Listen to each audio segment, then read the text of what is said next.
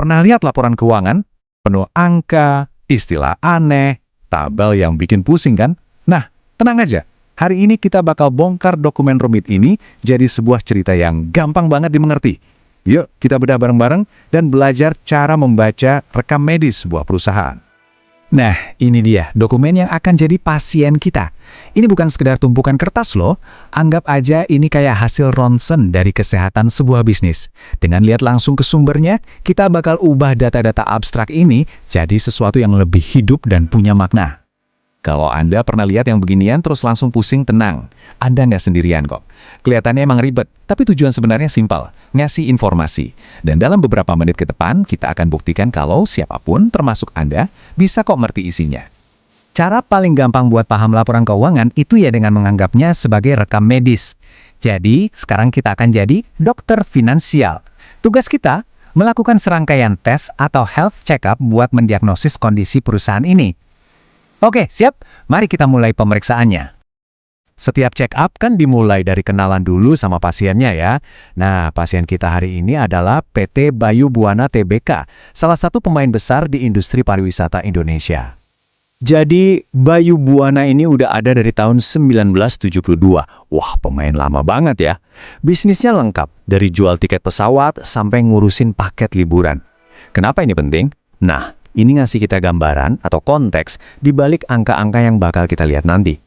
Tes pertama dalam health check-up kita cek denyut nadinya, yaitu profitabilitas. Gampangnya gini, perusahaan ini lebih banyak dapat duit atau lebih banyak keluar duit?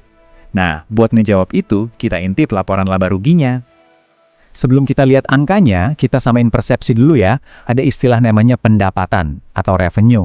Ini tuh baris paling atas di laporan keuangan. Anggap aja ini total semua duit yang masuk dari pelanggan. Tapi ingat, ini belum dipotong biaya apa-apa ya. Nah, ini dia yang menarik.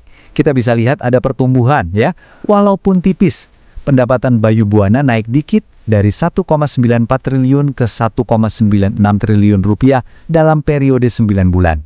Ini nunjukin apa? Minimal bisnisnya stabil, nggak anjlok.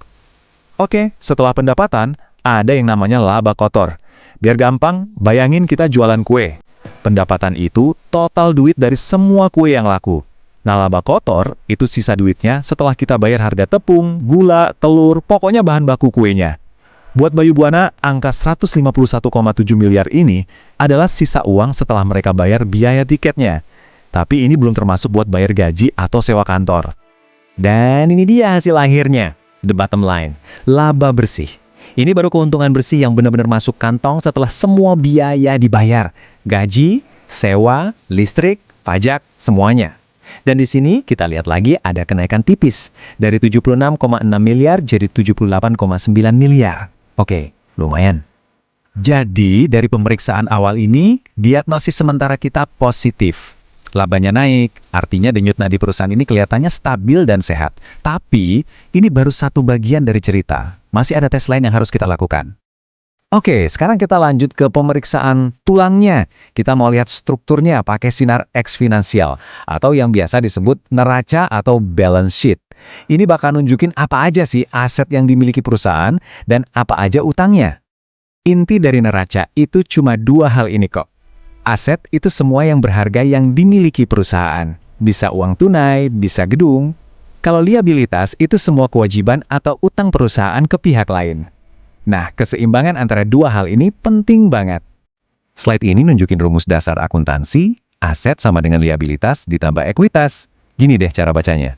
Kalau perusahaan jual semua asetnya yang senilai 896,2 miliar, terus dia pakai duitnya buat lunasin semua utangnya yang 358,6 miliar, nah sisanya yang 537,6 miliar itu namanya ekuitas. Ini nilai bersih perusahaan yang jadi haknya pemegang saham. Punya aset yang jauh lebih gede dari utang, wah itu pertanda sehat banget. Kalau kita bedah lagi asetnya, ternyata 89%-nya itu aset lancar.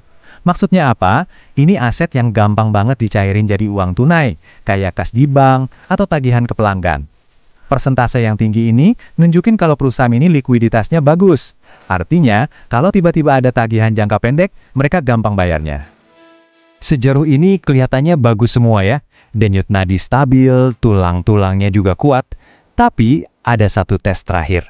Dan ini bisa dibilang yang paling krusial, tes sirkulasi darah atau laporan arus kas. Tes ini bakal nunjukin apakah uang tunai itu beneran ngalir lancar di dalam bisnis ini.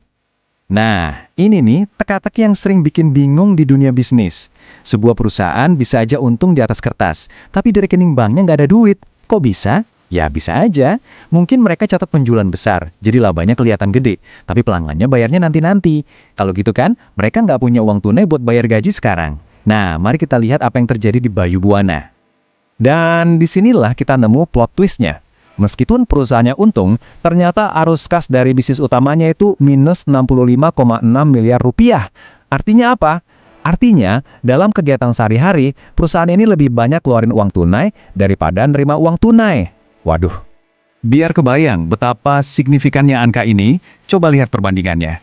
Tahun sebelumnya, dari kegiatan yang sama, mereka justru menghasilkan uang tunai 90 miliar.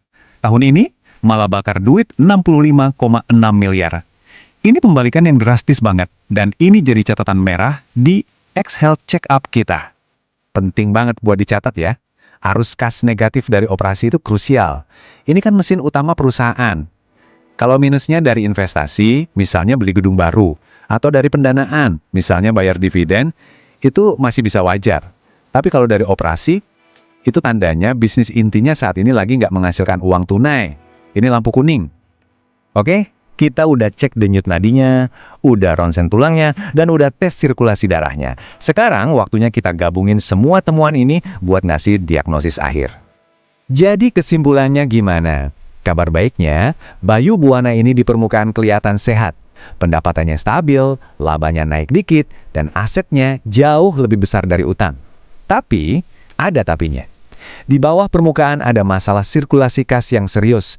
Perusahaan ini untung di atas kertas, tapi aktivitas operasionalnya justru menguras uang tunai.